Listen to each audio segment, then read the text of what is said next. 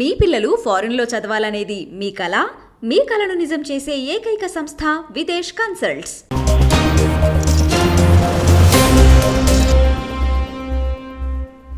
తెలంగాణలో అధికార party BRS 39 assembly నియోజకవర్గాలకు పరిమితమైన విషయం మనకు తెలుసు. అంటే అసెంబ్లీలో అవుట్ ఆఫ్ 190 సీట్స్కు 39 సీట్లను బీఆర్ఎస్ గెలుచుకునే సంగతి కొత్తేం కాదు. అయితే మనకు ఈ రకమైన తీర్పు ఎందుకు వచ్చింది అనే దానిపైన బహుశా ఇప్పటికే రకరకాల కథనాలు వస్తున్నాయి, విశ్లేషణలు వస్తున్నాయి. అంటే బీఆర్ఎస్ పార్టీకి సంబంధించి బీఆర్ఎస్ పార్టీలో ఒక అంతర్మథనం అయితే జరుగుతోంది.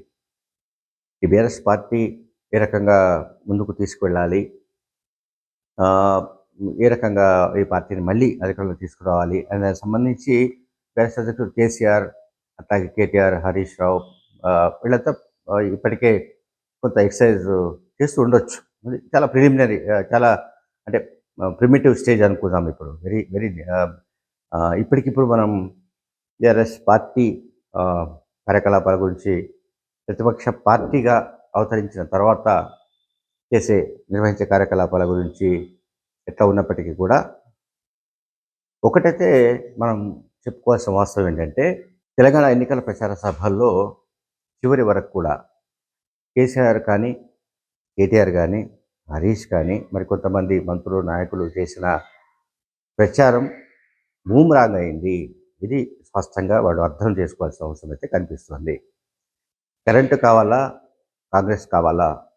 కరెంటు కావాలంటే బీఆర్ఎస్ పార్టీకి ఓటు వేయండి, కరెంటు వద్దు అనుకుంటే కాంగ్రెస్ పార్టీకి వేయండి. అంటే కరెంటు కావాలనుకుంటే బీఆర్ఎస్ పార్టీకి ఓటు వేయండి, కరెంటు వద్దు అనుకుంటే 3 గంటల కరెంటు మాత్రమే కావాలనుకుంటే కాంగ్రెస్ పార్టీకి ఓటు వేయండి అని చేసిన ప్రచారాన్ని ప్రజలు నమ్మలేదు.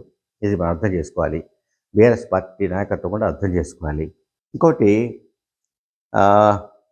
కైలాసం ఆటలో పెద్ద పాము మింగినట్లు అవుతుంది మీ పరిస్థితి. అంటే ప్రజల్ని చాలా రకాలుగా భావోద్వేగానికి మాజీ ముఖ్యమంత్రి కేసీఆర్ ప్రయత్నించారు. చాలా ఎన్నికల ప్రచార సభల్లో మనం గమనిస్తే ఆయన టోన్ అంతా కూడా ఏంటంటే ప్రజల్ని భావోద్రేకాలకు గురి చేసి మీ పని అయిపోయింది అనే ధోరణిలో మాట్లాడారు. అంటే మీ పని అయిపోయింది ఇంత సెన్స్ ఏంటంటే, ఒకవేళ పొరపాటున ఏమరపాటున కాంగ్రెస్ పార్టీకి ఓటు వేస్తే, బీఆర్ఎస్కు కాకుండా కాంగ్రెస్ పార్టీకి ఓటు వేస్తే రైతు బంధు ఆగిపోతుంది, వాళ్ళంతా రాబంధులు, అండ్ వాళ్ళెవరు కూడా ప్రజల సంక్షేమాన్ని కాంక్షించే వాళ్ళు కాదు, వాళ్ళందరూ కూడా అధికార దాహంతో ఉన్న వాళ్ళు తప్ప ఆ పార్టీ వాళ్ళు ఎవరు కూడా ప్రజల క్షేమం కోసం ఏ రకంగా ఏ పని చేయరు అని కూడా చెప్పారు. ఆ ప్రచారాన్ని కూడా ప్రజలు తిరస్కరించారు, నమ్మలేదు. అట్లాగే నేను ఇంతకుముందు చెప్పినట్టు కైలాసం ఆటలో పెద్ద పాము మింగినట్టు అవుతుంది. అంటే ఇప్పటిదాకా మీరు అంటే ప్రజలు ఏవేవైతే ప్రయోజనాలు పొందారో ఈ పార్టీ వల్ల, ఈ ప్రభుత్వం వల్ల, ఈ ప్రయోజనాలన్నీ కూడా నిలిచిపోతాయని కూడా చెప్పడానికి ప్రయత్నించారు. ఇది కూడా ప్రజలు నమ్మలేదు. రైతు బంధు ఆగిపోతుందని చెప్పినా, ధరణి రద్దు చేస్తే ఎట్లా, మీ భూములని ఏం కావాలి అని చెప్పినా ప్రజలు నమ్మలేదు.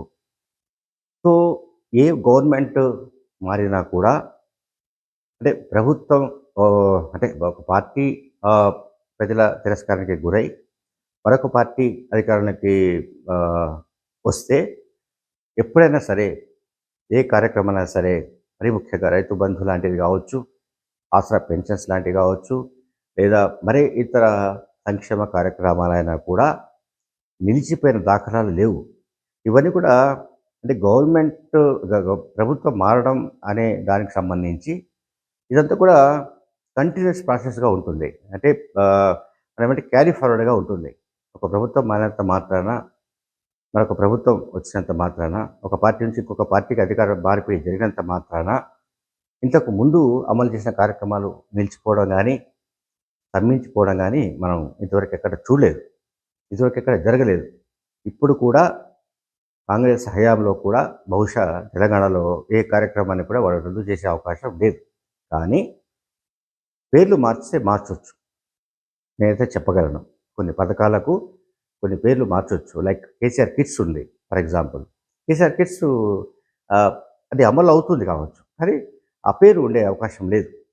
కేసీఆర్ అధికారం నుంచి దిగిపోయారు కనుక, ఇంకా ఆయన పేరుతో ఏ కార్యక్రమం కూడా ఉండే ఛాన్సెస్ లేవు. అయితే రాజీవ్ గాంధీ పేరుండొచ్చు, లేకుంటే సోనియా గాంధీ పేరుండొచ్చు, లేదంటే మరెవరైనా కాంగ్రెస్ పార్టీకి సంబంధించిన ముఖ్యమైన నాయకుల పేర్లతో ఆ పథకాలు అమలయ్యే అవకాశం ఉంటుంది. సరే 6 గ్యారంటీస్ ఏవైతే అనుకున్నామో అవి అమలయ్యే అవకాశం ఉంటుంది. అయితే ఇప్పుడు ఆహ్, ఆశ్చర్యకరమైన విషయం ఒకటి అంటే ప్రచారంలో ఉంది. అది బహుశా వదంతి కూడా కావచ్చు. ఈ వదంతి ఏమిటి అంటే గెలిచిన 39 మంది టీఆర్ఎస్ ఎమ్మెల్యేల్లో ఎంతమంది చివరికంటా ఉంటారు? అంటే నెక్స్ట్ 2028 డిసెంబర్‌లో జరిగే అసెంబ్లీ ఎన్నికల నాటికి, అంటే 5 ఏళ్ల తర్వాత జరిగే ఎన్నికల నాటికి ఎంతమంది ఇందులో మిగిలే అవకాశం ఉంది అనే దానిపైన కూడా ఇప్పుడు చర్చ జరుగుతోంది.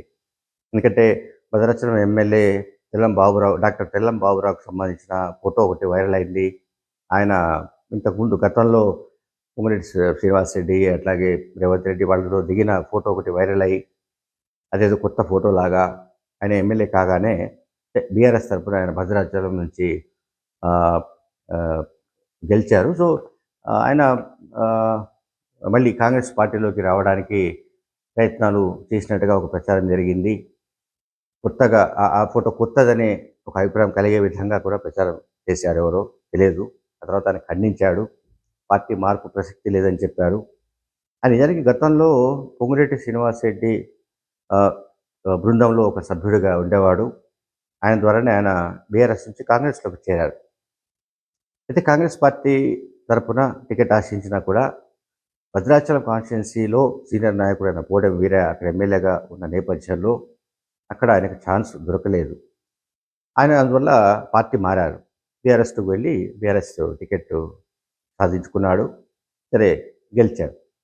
ఇక ఆయన ఇప్పుడే ఇంకా అంటే ఫలితాలు వచ్చిన వెంటనే ఆ ఫోటో కొంతమంది వైరల్ చేసి ఆయన పార్టీ మారుతున్నారంటూ జరిగిన ప్రచారాన్ని ఆయన స్వయంగా తెల్లం బాబురావు ఖండించారు. అదంతా ఒక ఎపిసోడ్. అయితే ఇక్కడ మనం ఒకటి గమనించాలి. ఖచ్చితంగా ఇందులో 39 మందిలో ఇది నా ఊహ కావచ్చు, నా భ్రమ కూడా కావచ్చు. కొంతమంది అయితే గ్యారంటీగా బీఆర్ఎస్ పార్టీని వదిలే అవకాశం అయితే ఉంది. కాంగ్రెస్ పార్టీ వైపు వెళ్ళే అవకాశాలను పూర్తిగా తోసిపుచ్చలేము. ఇప్పుడు నేను చెప్పిన తెల్లం బాబురావుకు సంబంధించిన విషయంలో అది ఆహ్, సరే సోషల్ మీడియాలో ఎవరో ఉద్దేశపూర్వకంగానే బహుశా ఆయనను డ్యామేజ్ చేయడానికి, బ్లేమ్ చేయడానికి చేసి ఉండొచ్చు కానీ, బట్ కొంతమంది ఎమ్మెల్యేలు అంటే బీఆర్ఎస్ తరఫున గెలిచిన ఎమ్మెల్యేలు కాంగ్రెస్ వైపు చూసే అవకాశం ఉంది. కాంగ్రెస్ వైపు చూసే అవకాశం ఉన్నట్టుగా నేను ఎందుకు చెప్పగలనంటే, ఒక్కసారి బీఆర్ఎస్ పార్టీకి సంబంధించిన ప్రయాణం ఒకసారి చూడండి. మీకు 2014 నుంచి గమనించినా కూడా, మరీ ముఖ్యంగా 2014 నుంచే గమనించాలి. అంతకుముందు అంత ఉద్యమ పార్టీ అది వేరే కోణం. సో 2014లో అధికారంలోకి వచ్చిన తర్వాత జరిగిన పరిణామాల్లో ప్రధానమైనది ఏంటంటే, మిగతా పార్టీల వాళ్ళని చాలామందిని చేర్చుకోవడం. కాంగ్రెస్ నుంచి కానీ, తెలుగుదేశం పార్టీ నుంచి కానీ, సిపిఐ నుంచి కానీ, మిగతా పార్టీల నుంచి కూడా పెద్ద ఎత్తున వలసల్ని ప్రోత్సహించడం. బీఆర్ఎస్ మినహా మరే పార్టీ కూడా తెలంగాణలో ఉండడానికి వీల్లేదు. తెలంగాణ అంటేనే బీఆర్ఎస్, బీఆర్ఎస్ అంటేనే తెలంగాణ, కేసీఆర్ అంటేనే తెలంగాణ, తెలంగాణ అంటేనే కేసీఆర్. టీఆర్ఎస్ అంటే బీఆర్ఎస్ అంటే అది తెలంగాణ ఇంటి పార్టీ. ఈ రకమైన ప్రచారం ఏదైతే జరుగుతూ వచ్చినప్పటికీ కూడా ఇతర పార్టీల నుంచి వలసని ప్రోత్సహించడం కానీ, ఇతర పార్టీల నుంచి వచ్చిన వాళ్లకు మంత్రి పదవులు కట్టబెట్టడం కానీ ఇది ప్రజలకు నచ్చలేదు. ప్రజలు చూస్తూ ఉన్నారు. కరెక్ట్ ఎలక్షన్ టైంలో దెబ్బ కొట్టారు. అనేది మనకు క్లియర్గా అర్థమవుతూనే ఉంది. ఎవరెవరు ఓడిపోయారు ఏమిటి చూస్తే అదంతా కూడా మనకు స్పష్టంగా అర్థమవుతుంది. సరే ఎక్సెప్షనల్గా సబితేంద్ర రెడ్డి లాంటి వాళ్ళు కొంతమంది గెలిచి ఉండొచ్చు కానీ మోరర్లెస్ చాలామంది మాత్రం ఓడిపోయారు. కనుక బీఆర్ఎస్ పార్టీలో కొనసాగడానికి సంబంధించి అంటే ఉండడానికి సంబంధించి చెప్తున్నాను. నేను ఫస్టే చెప్పాను. ఇది నా భ్రమ కావచ్చు, లేకుంటే నా ఊహ కావచ్చు, ఏదైనా కావచ్చు. ఇట్లా జరిగే అవకాశం ఎందుకు లేదనే దాని మీద నేను ఆర్గ్యూ చేస్తున్నాను. ఎందుకు లేదనే దానికి సంబంధించి అనలైజ్ విశ్లేషిస్తున్నాను. ఇది పార్టీ మారడానికి సంబంధించిన అవకాశం ఉంది అని చెప్పడానికి సంబంధించి చెప్పడానికి మన దగ్గర ఒక ఇది ఉంది. దానికి సంబంధించి సూత్రం ఏంటంటే, సిద్ధాంతం ఏంటంటే, అసలు బీఆర్ఎస్ పార్టీలో ఉన్న వాళ్ళందరూ కూడా వాళ్ళు బీఆర్ఎస్ పార్టీ పుట్టినప్పటి నుంచి 2001 నుంచి ఉన్న వాళ్ళే కాదు. సరే అది పక్కన పెడదాం. ఆ తర్వాత అధికారంలోకి వచ్చిన తర్వాత పెద్ద ఎత్తున వేరే పార్టీల నుంచి వలసలు వచ్చిన వాళ్ళు ఎవరున్నారో వాళ్ళకి ఎవరికి కేసీఆర్ పట్ల బాండింగ్ లేదు, టీఆర్ఎస్ పట్ల బాండింగ్ లేదు, సరే బీఆర్ఎస్ పట్ల బాండింగ్ లేదు. ఎవరికి ఈ పార్టీలోనే ఉండాలి, ఈ పార్టీ వల్లనే మనకు రాజకీయంగా ఇంత ఇంత హోదా లభించింది, లేదా ఈ మేరకు మనం ఆస్తులు సంపాదించుకోగలిగాము, ఇవాళ మేము సంతోషంగా ఉండగలిగాము అను, లేకపోతే ఈ సిద్ధాంతం ఈ బీఆర్ఎస్ సిద్ధాంతం అనండి, టీఆర్ఎస్ సిద్ధాంతం అవుతుందో కేసీఆర్ నాయకత్వం పట్టుకొని ఉండాలి, కేసీఆర్ని నమ్ముకోవాలి అని ఎంతమందికి ఉంటుంది? ఏదో ఒక బాండింగ్ ఉండాలి. అంటే అటాచ్మెంట్ అనే దానికి సంబంధించి డిస్కస్ చేస్తున్నాను.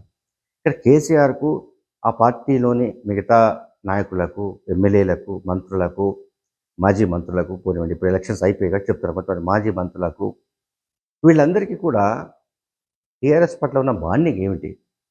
ఏ రకంగా బాండింగ్ ఉండే అవకాశం ఉంది? ఉంటుందా? ఉండదా? అనే దానిపైన కూడా చర్చ జరుగుతుంది.